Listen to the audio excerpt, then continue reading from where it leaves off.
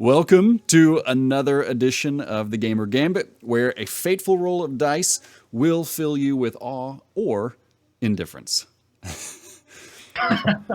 We've put together, obviously, a collection of over 1,700 titles from the Itch bundle for racial injustice, and of those, we have all rolled a dice to get a random selection of those titles for us to play and review. In the next 15 seconds, give or take, we will review today, I believe, 3 titles for your pleasure, comprehensively, complete and utter, total deconstruction of the application or game. Right, guys? 15 seconds? That's right. What? Oh, maybe we didn't discuss that before. Maybe a little longer. I timed this out for a little bit longer than 15 seconds. But Right. I'll try and go fast. Chris, you are queued and ready. If you like, we can let you take your inaugural dip. Yes. Thanks for having me. So let me go ahead and kick off this because I think you're going to see pretty quickly the sort of key feature of this game, Garrison Gauntlet, which is a run and gun platformer, little old school sort of thing, right? It reminds me a lot of, I don't know if you guys ever played in the 90s Jazz Jackrabbit from Epic Mega Games or Mega Man or things like that. It's a lot like that. And of course, the one thing that I actually did give it a 1 on was sound. They have a lot of it, so I figured, hey, I'll give you an A for effort. I'm already digging the sound. Like I thought that was pretty good use of 8-bit sound. I think so too. And this first sort of level or world that you're in really reminded me of times that I was in like a roller rink. I think in the 80s is kind of the sound effects, but you can see a lot of the same sort of sorts of things you expect from most platformers, right? You've got a lot of time-based things that you got to be really careful about when you jump. Shoot at the right times, that sort of thing. So you're actually, the premise is you're a robot that was created by a guy by the name of Garrison, hence the name Garrison Gauntlet.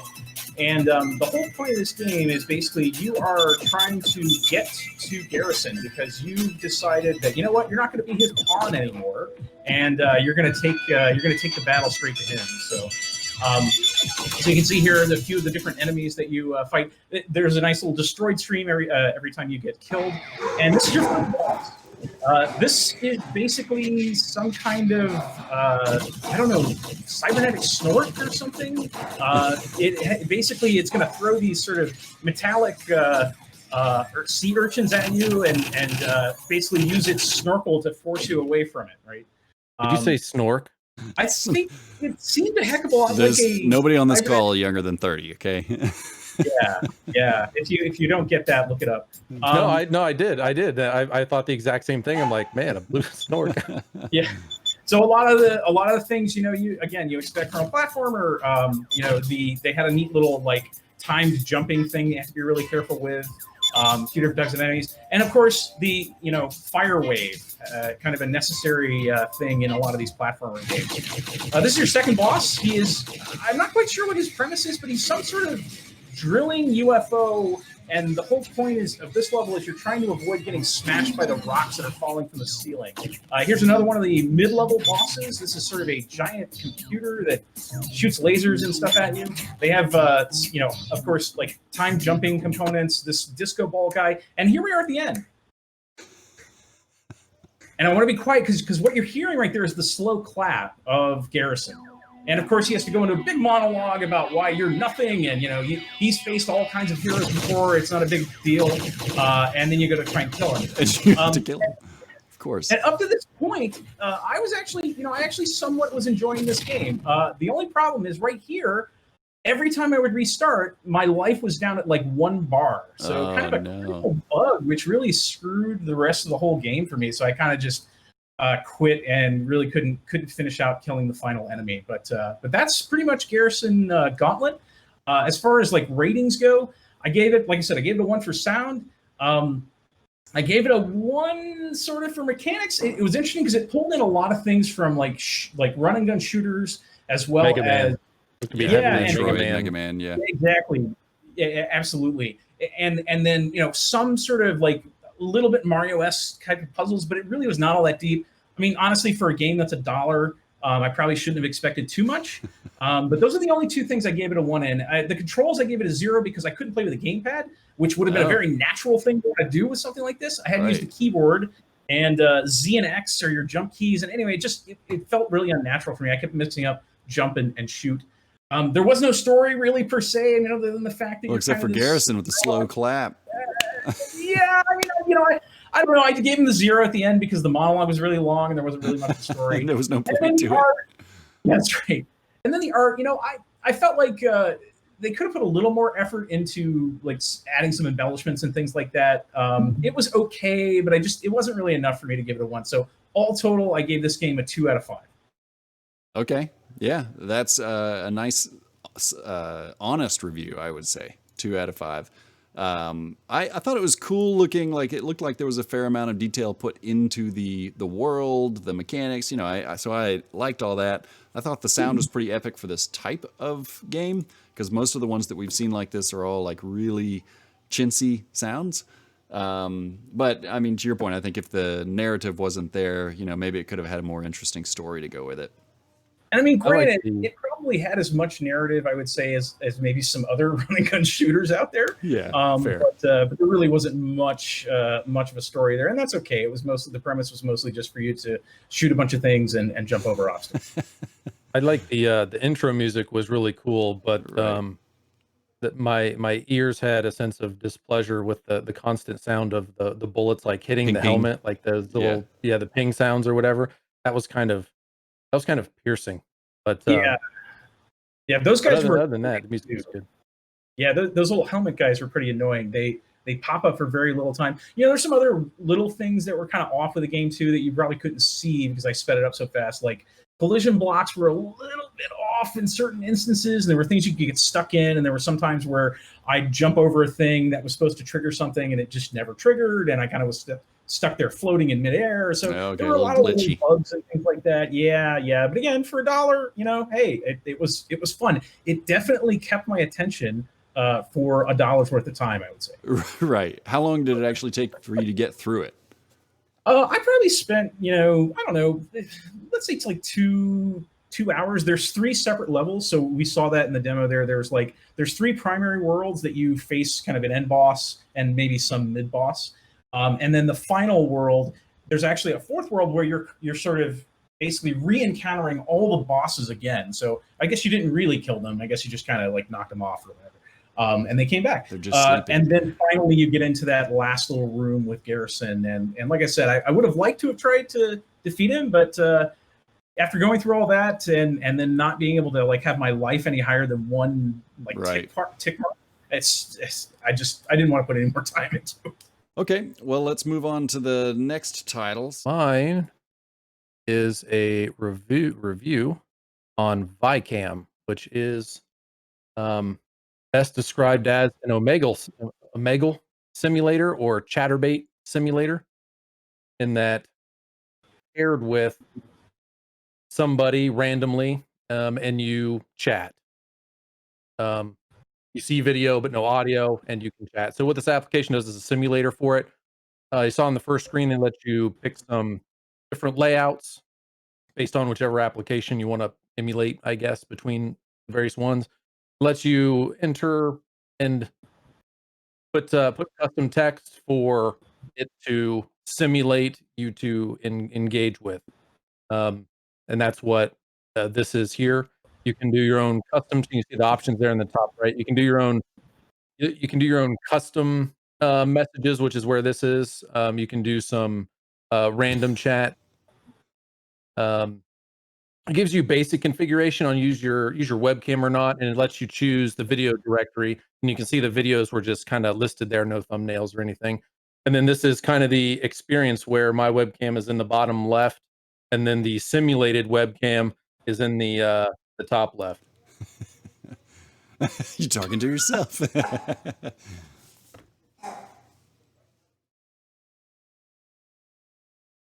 So this is a chat bot or something, or I'm trying to understand. I'm not familiar with Omegle. Are you familiar with Chatterbait or Omegle? I'm not. Okay, so the premise is that you turn on your webcam and you launch the application and you just get paired with somebody randomly. And I think some of them have specific configurations. So in the case of Chatterbait, you get paired with somebody randomly for like 30 seconds. And then if both of you click a stay here, then you can stay there, and chat with that per video chat with that person for as long as you want. But otherwise, it's 30 seconds and then you get someone new. Speed And dating. well, yes and no. So there's been a lot of like, I don't know if it's Omegle particularly or if it's Chatterbait. I don't use the applications, but there was a lot of what do you call it? Uh,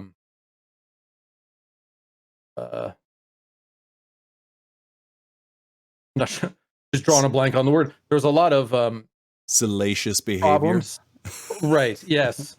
Yes. With some of them were well known for that for people trying to find that for people trying to get that like initial shock factor, right? Because your screen suddenly changes and 30 there's seconds, somebody's yeah. webcam. So there were a lot of men that had their camera pointed at their junk and being naked. So I mean, then I got a bunch you have of junk around here I could point the camera at over the exactly. And you can imagine the shock when someone would see that and have to see it for 30 seconds, right? So, but you couldn't turn that's away. That's right. That's ViCam. It's specifically for So emulating software. it's just for emulating. Why would I want to emulate this thing? Well, I read their message boards a little bit, and someone asked that very question. Okay. And I didn't get. I don't think I got a really straightforward answer. You have no idea. I mean, for this particular example, I could have went way overboard. I could have taken videos from our previous weeks and had those, do particular instances of people's faces. Well, I could have edited it out and zoomed in on one person and went through all of us, and I could have done some of those fun things. But for what purpose outside of this? I'm not. That's not so too, mgot. It's just there for you to create a review around. You sound like you're really tap dancing around this. I'm not sure. Are you sure you actually don't use this? I got some hidden agenda. I don't know. I mean, his setup is pretty professional if you look closely. I'm telling you. Yeah. I'm trying very closely not to, like knock the application and get any blowback for my potential lack of understanding of a niche market that might get great value out of this tool. I mean, that's what the comments are for, to help us understand, because, what do we know? Well, right, yeah. So comment below if you would, how would you use this application for entertainment value? An entertainment value. Yes. Okay. Is there a possibility that I could use this in my own house, like remotely between a bunch of different computers? Is that a thing? Remotely? Yeah, like have each computer check in as a random video feed on my own chat window. I mean, there's a bunch of people in this house. We could have a lot of fun doing that. No, the options are very simple in that you pick a folder. That's it. You pick a folder that's got your videos that it will cycle you through. Oh. So it's local disk video, pre-recorded only. So this sounds like something maybe you would use to like play a prank on somebody. That's what I'm thinking too. Yeah. Pretend you could, like you were talking to the president of the United States. That's right. Look who's on. Yeah, that's right. Pretty funny. Yeah. Well, right, and I didn't think about that, but I bet that had I thought about that, you could have a video do conference with anybody. You could have been very meta and like streamed that instead, right? And we're like, what the heck is wrong with Corey? What's going on with Corey? Who's he talking to? What's he doing? He's talking to the president. What the heck? How did he do that?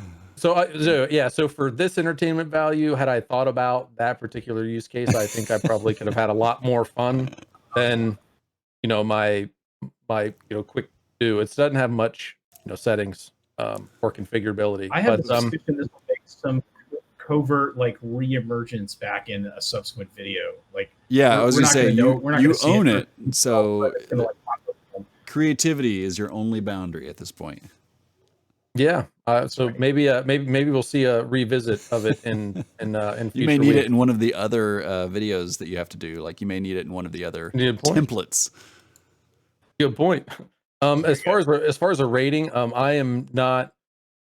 I think my rating changed just based off the end of this conversation on what you Yeah. you know Suddenly you what realize kind of more the potential. fun, more have of it. Yeah. Possibilities, man, the possibilities.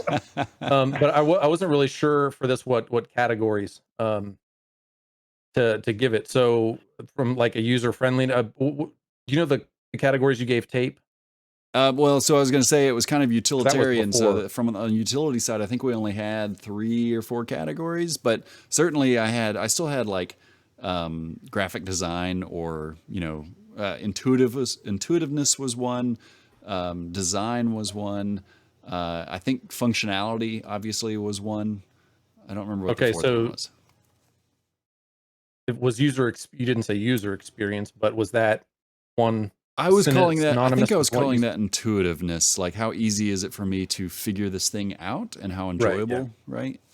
But So 001 would be my ratings. The user interface is not very good. At least it's not very friendly when it comes to the entering the chat messages. There's something called, maybe you have to be familiar with these applications to understand. Maybe I have a missing terminology. I have a terminology gap, but it says like enter chat key for X and separate by comma, and then it mentions somewhere else to delete the chat key for others. And I'm like, well, what's a chat key? yeah, yeah. So that was just not. There weren't like little tool tips or help boxes or anything like that in the application. So 0 for that with the design, with the design. But from a functionality standpoint, I'll give that a 1. Might be able to have some fun with it for some of those cases discussed. 1 for prankability. That's right. It's like always there was a phone app that was like, I forget what it was called, but it was just like crank calls, and you could have it call a friend, and then it went through a whole scripted response, which was hilarious, and it would record your friend's response, and then you had the recording that you could then use and play back anywhere. Oh, if I could only use that with like telemarketers, that would be fantastic. Right. Just put it on. I'm sure you could. Oh man, That reminds me, when someone used to use all those the soundboard. Someone used an Arnold Schwarzenegger soundboard and did a call to Dell to order a PC for Dell tech support. If you haven't listened to that, it's actually really funny. At some point, I'm sure he said, "Get to the chopper." But the classic line in there is the support person or whatever he's doing asks, what kind of something about a processor, and he goes, "My CPU is a neural net processor, a learning computer." It's great. But anyway, nice. off topic, but yeah, check that out. So my program was called Doodle Date, and Doodle Date was potentially a cringy app, as notable within the text that you see here, where you kind of go through a process of being bored and then being hit by your own doodle creation that wants you to come back in and doodle and join the party. And so you have to kind of go through some scenarios to warm up. So draw your favorite fruit, to which I did, and it was not my favorite fruit, but it was something easy that I could try out. And she loved it. She thought it was a great banana that I created. So then immediately draw your dream date. Okay, so we're jumping right in. I gotta start drawing my dream date. And so the controls were a little crude, right? As you might imagine. It felt a little bit like I was finger painting on my phone.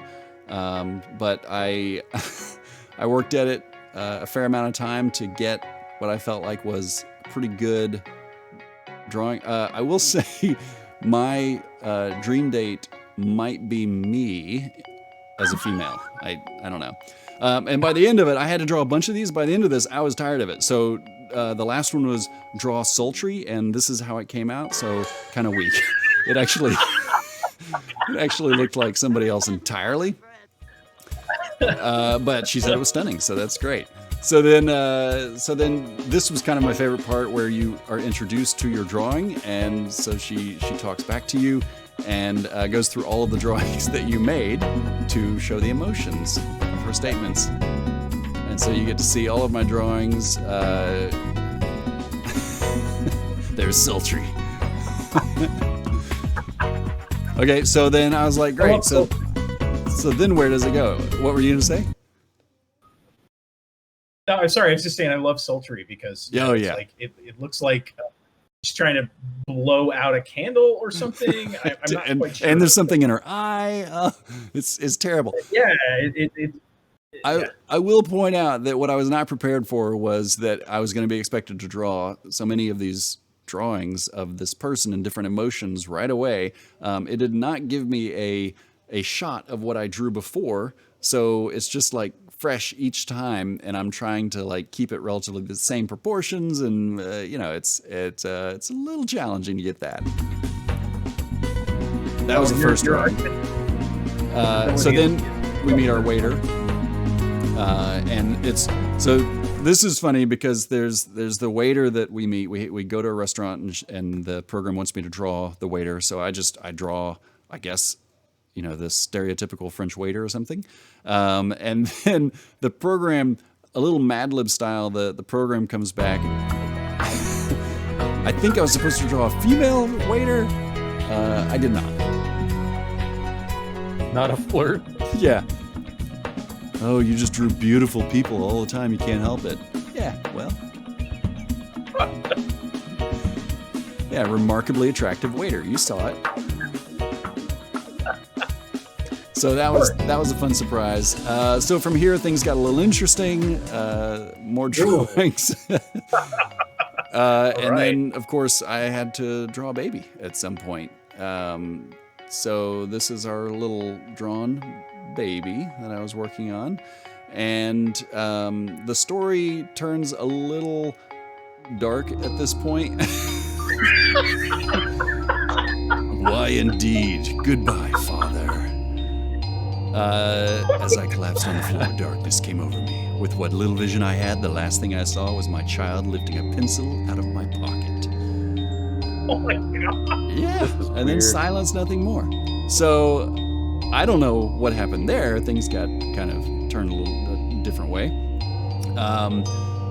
But that is, incidentally, why my current avatar in Discord is that baby demon. And so here I gave it a 1 point for art because I definitely enjoyed the art. It was mine. I gave it 1 point for mechanics because ultimately I liked how it used the art. I thought that was pretty clever. And then I gave it 1 point for whatever this other topic was going to be, which was sound. Yeah, so the sound was not unpleasant. It didn't bother me in the least. You could listen to it for a while, and it changed. And then I gave it another point for, I think this was story. Yes. So the story definitely had some hooks in it that I was not expecting, so that was kind of fun. And then I did not give it any points for controls, and that was mainly because I had no control over like the, I didn't have any control over the pencil size or like I didn't have layers that I could see like my previous drawing to kind of overlay. So I thought like some simple things would have made that a bit easier for me to like go overboard with it and like be very meticulous and spend a long time. As it went though, I spent about an hour and was able to walk through the whole story, but I understand there are multiple paths that you can take on the story. So I might have to play it again just so that I can try out some of the other paths to see what it does. But I thought it was actually pretty clever. The feedback I gave the artist, the creator, was that I would like better controls on it, and also that I thought that it would be more fun, more entertaining, I guess, if it was purely a Mad Lib style, like draw X, draw Y, and you go through the whole thing, and then in the end it puts together a narrative story for you that would be pretty humorous. Now, as it was, it did take you through a story, and then it did give you options and choices throughout the story. So there were a lot of things that I did not show you because I know everybody's going to want to go out and grab this game and try to play it. And I didn't want to give away the whole thing. But there were a lot of other things that you had to draw and a lot of other interactions, choices that you had to make. And so I did not give away anything in the game ultimately. I could use your drawings in ViCam for some fun. Oh, were there With some reactions, some text and reactions, like, oh. I thought it was a cute premise. I really like the way that they. I mean, it's something I haven't really seen anything quite like that before, so I Right. kind of like it. Right. It was definitely unique. And yeah, your artistic capability was pretty good there too. So even with the crazy, chunky, like I can't change the size of things. Right, right. The big square pixel that you draw with. It's still like about 1,000 times better than I can draw. Like I would have just stick figures in there, with a frowny and a smiley. Well, I guess the irony of that is that the drawings that they present you are sort of in the same style, but way more refined. Like there's pixel density and I don't know, anti-aliasing to it. You're echoing, Chris. Oh yeah, I heard that. Their drawings were so much better, and then when they gave me the piece of paper and said, "Now you draw a piece of fruit," and I started drawing, I was like, "Oh, this isn't, this doesn't fit." And also on their little demo tape, it sort of shows the drawings that are in the program as opposed to the drawings you can create with the program. So that may have been a little disingenuous, unless I totally missed some setting that said turn on high definition drawing. I don't know. I did find myself, though, edging up on the pencil with the eraser just to like make the lines smaller. So I certainly did go overboard with it. But I spent about an hour, and as I looked later, that was the expected time that the developer wanted people to spend with it to go all the way through. Oh, fair enough. A+ then. Good job. What's that? You passed. Good job. You get an A+. Yeah, exactly. Yeah, exactly. Yep, and 4 out of 5 stars, so that wasn't bad. And I will say, too, that one of the things that I did not expect from the game, well, one, I didn't expect the story, but the other was I actually genuinely enjoyed like sitting down and spending time on these drawings, even though they were just kind of crappy. But it's been a little while since I sat down and doodled with any like real intention behind it. So this was kind of a fun exercise to force you into. Well, I will give you a +1 as a reviewer of the application because I agree with Chris that had it landed in my lap, the drawing skills might have been a limitation for full experience of the game. And secondly, I really liked what you did at the end where you used that drawing mechanic to rate the game and fill in the stars. And that was just like, it was well done for the simplistic nature of that idea was very creative on your part to do that. Yes, and you didn't have like 1 bar of life at the very end where you couldn't. All right, so that is a wrap of our reviews. Now the last part that we can do is we can actually roll for new games. And this is all. If you plan on joining next week or even weeks thereafter, you can roll for a new game and see what the fates hold for you. You never know. Is it still the same command? Yeah, well, no, sorry, it isn't. Are we doing actually. that now? So if you go to our channel, then you will be able to type in the bot name and then just type in hit space me. I received Football Drama by Open Lab Games. And it looks like Corey. Potion Commotion, the Hard Edition. Which actually sounds like a legit game. It could be. Chris landed Pyramidal Break, which also looks like a game. I don't know if it'll be complete. I'm just going to put that out there. Maybe it'll surprise me. Maybe it'll surprise me. Yeah.